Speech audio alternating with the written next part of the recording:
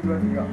Halo sahabat Ferian. Welcome to our channel. Bersama saya Balgar Semada. Saya Francis. Saya Jessica Hamun. Saya Fiani. Saya Gregor Candu. Saya Tino Dakta. Jangan lupa like, comment, and subscribe.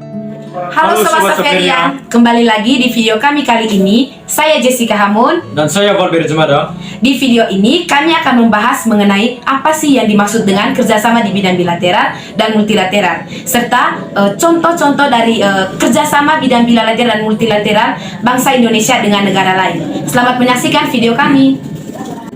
Kerjasama bilateral adalah kerjasama yang dilakukan dua negara yang bertujuan untuk membina hubungan dan menjalin kerjasama dalam berbagai bidang.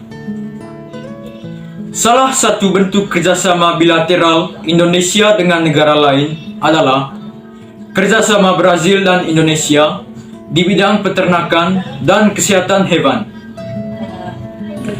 Indonesia dan Brazil melakukan kerjasama bilateral dalam bidang peternakan dan kesehatan hewan, di mana di sini Brazil ingin melakukan kerjasama dalam memenuhi kekurangan pasukan daging sapi di Indonesia. Karena Brazil melihat konsumsi protein hewani di Indonesia masih sangat rendah bila dibandingkan dengan negara-negara anggota ASEAN lainnya. Sehingga perlu untuk ditingkatkan konsumsi protein hewani bagi masyarakat Indonesia.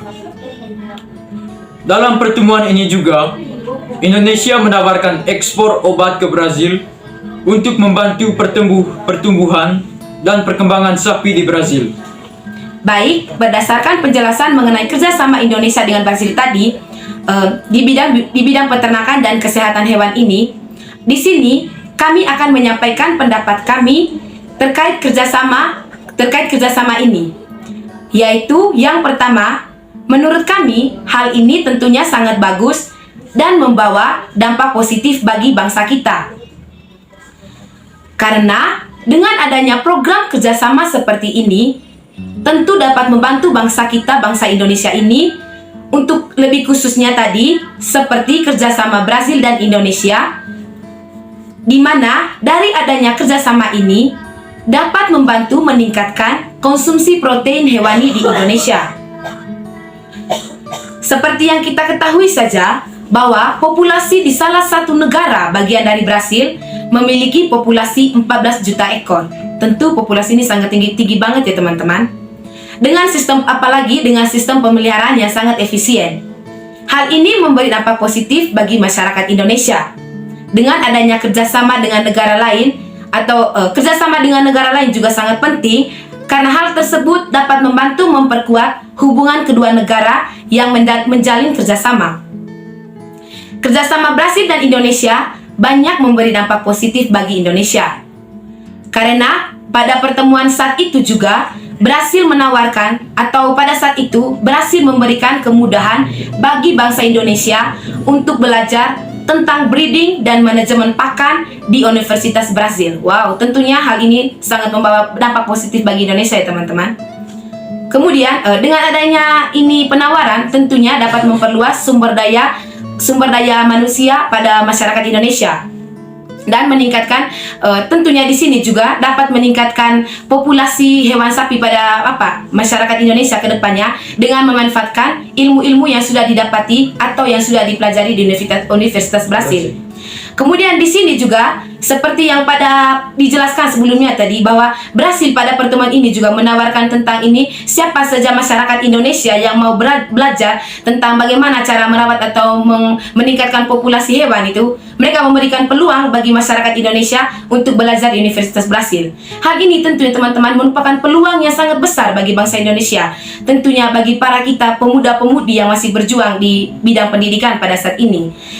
Jika kedepannya ini Indonesia memanfaatkannya ini dengan baik atau terus menjalinkan ini kerjasama dengan Brazil itu dengan saling membantu tadi, seperti Indonesia membantu mengeksporkan obat-obat untuk peningkatan pertumbuhan hewan. Tentunya hal ini nanti akan memberi dampak positif bagi kita para kaum pemuda yang masih berusia atau masih dalam bidang pendidikan sekolah menengah atas. Karena apa? Setelah kita melanjutkan kita punya sekolah menengah atas nanti, mungkin saja dari kita yang ada berminat untuk sekolah peternakan, Jadi kita bisa memanfaatkan kerjasama ini nanti ke depannya itu untuk kita itu yang mau sekolah di bidang peternakan. Nanti kan di sini kan kita bisa atau pemerintah pada bidang pendidikan Indonesia mengekspor beberapa siswa-siswi yang mau melanjutkan sekolahnya di bidang peternakan untuk sekolah di Brasil. Dan tentunya nanti di Brasil itu kan seperti yang kita ketahui mungkin saja beda dengan Indonesia. Mungkin mereka punya pendidikan sudah lebih maju sehingga ilmu pengetahuan nanti yang kita dapat itu lebih luas. Sehingga kita nanti ke depannya itu untuk mengelola sapi atau mengelola peternakan kita nanti ke depannya itu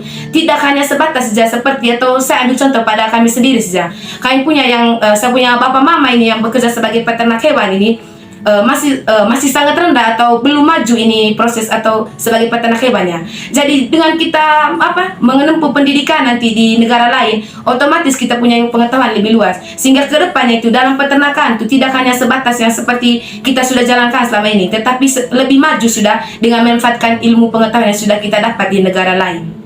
Oke, baik, terima kasih. Selanjutnya nanti akan dijelaskan teman-teman kami lagi mengenai contoh bidang kerjasama di bidang bilateral multilateral Indonesia dengan negara lain. Di bidang investasi, Kepala Negara menyambut baik apresiasi perusahaan otomotif Jepang seperti Toyota dan Mitsubishi yang akan menjadikan Indonesia sebagai otomotif untuk kawasan Indonesia. Indonesia juga berharap adanya tambahan investasi Jepang di bidang lain-lain, terutama energi, industri semen, teknologi pertanian dan kesehatan, dan menjadikan Indonesia menjadi bagian penting di global supply chain industri asal Jepang. Di bidang infrastruktur, Presiden Jokowi menyambut baik kelanjutan proyek pelabuhan Bantiam dan fase 1 tahap 2 seperti menyelesaikan proyek infrastruktur. Baik, jadi menurut kami terkait pembahasan dari teman Gregor tadi, yaitu tentang kerjasama bilateral antara negara Jepang dan Indonesia. Tentunya kerjasama ini sangat baik dan penting jika dijalankan oleh kedua negara. Seperti yang telah dijelaskan oleh teman Gregor tadi bahwa Presiden juga mengungkapkan bahwa kesepakatan mereka untuk mengintensifkan negosiasi IJAPA atau Indonesia-Japan Economy Partnership Agreement dan mengurangi hambatan perdagangan agar lebih menguntungkan kedua negara. Secara khusus juga Presiden menyampaikan bahwa permintaan pembukaan akses yang luas bagi produk pertanian dan perikanan Indonesia ke pasar Jepang. Nah teman-teman, dari sini kita dapat menyimpulkan bahwa kerjasama bilateral ini sangat menguntungkan bagi kedua negara yang terjalin. Karena seperti yang kita telah dengar dari penjelasan teman Gregor tadi, bahwa kerjasama yang ingin kedua negara ini capai yaitu tentang perekonomian, teknologi, pertanian, kesehatan, proyek infrastruktur dan pembangunan. Untuk itu, jika kedua negara itu melaksanakan semua proyek-proyek infrastruktur yang telah mereka bahas tadi, otomatis negara tersebut akan lebih maju, baik dalam perekonomian, kesehatan, teknologi, dan lain sebagainya. Selain itu, kerjasama bilateral ini juga tentunya banyak membawa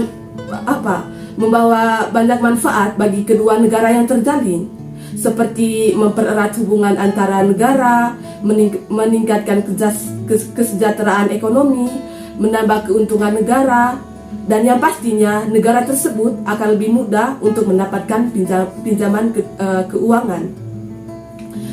Kemudian dalam pembahasan yang telah kita dengar bersama tadi, yaitu tentang kerjasama Jepang dan Indonesia. Seperti yang kita ketahui bahwa negara Jepang yaitu salah satu negara maju di dunia, sedangkan Indonesia merupakan negara yang berkembang atau menuju negara maju. Untuk itu, negara Indonesia kita tentunya negara Jepang tentunya sangat membantu dalam perkembangan teknologi, ekonomi maupun kesehatan dan fasilitas lainnya untuk Indonesia. Selain itu, kerjasama ini juga dapat meningkatkan tenaga kerja dan mengurangi pengangguran di Indonesia. Sebagai contohnya, misalnya negara Jepang membuka sebuah pabrik atau usaha di negara Indonesia. Otomatis para pengangguran di Indonesia mendapatkan peluang yang sangat besar untuk bisa bekerja. Dan untuk itu juga dari situ, jika negara Indonesia bisa berkembang lebih jauh untuk meningkatkan semua perkembangan dalam bidang teknologi, ekonomi, kesehatan, dan lain sebagainya, otomatis yang pastinya akan mendapatkan peluang besar bagi Indonesia untuk bisa bersaing dengan negara-negara maju lainnya. Kemudian seperti yang telah kita dengar dan yang sudah saya baca pada artikel yang teman Gregor bahas tadi, yaitu bahwa Indonesia dan Jepang melakukan kerjasama, di mana di sini Presiden Jokowi menyambut baik komitmen Perdana Menteri ataupun Jepang untuk mempererat hubungan kerjasama bilateral kedua negara. Seperti yang kita ketahui bahwa dalam suatu negara itu dalam suatu negara untuk melakukan sesuatu tidak mungkin dia bisa berdiri sendiri atau bekerja sendiri. Yang pastinya dia membutuhkan bantuan dari negara-negara lainnya.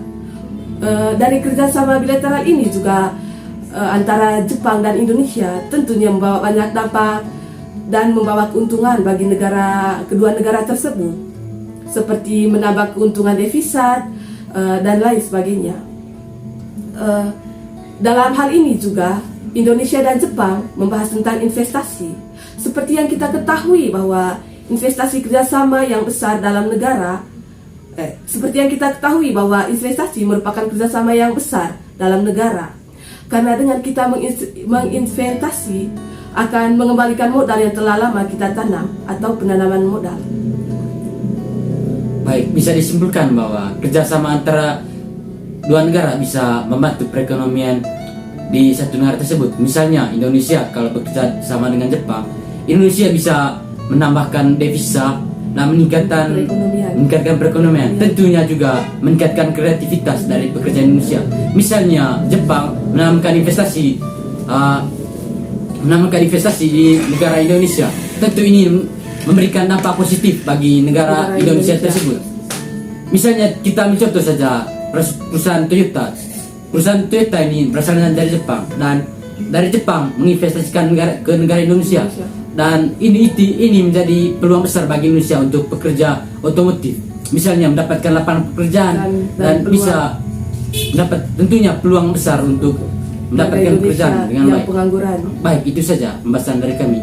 Sekian dan Terima kasih. Baik, saya Tino Jatta. Saya Valce. Selanjutnya, kami akan membahas apa yang dimaksud dengan kerjasama di bidang multilateral, serta contoh kerjasama Indonesia dengan negara lain di bidang multilateral.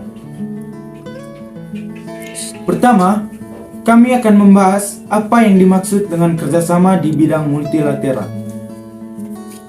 Jadi, yang dimaksud dengan kerjasama multilateral adalah kerjasama yang diselenggarakan oleh bangsa-bangsa di dunia tanpa memandang wilayah untuk kepentingan tertentu.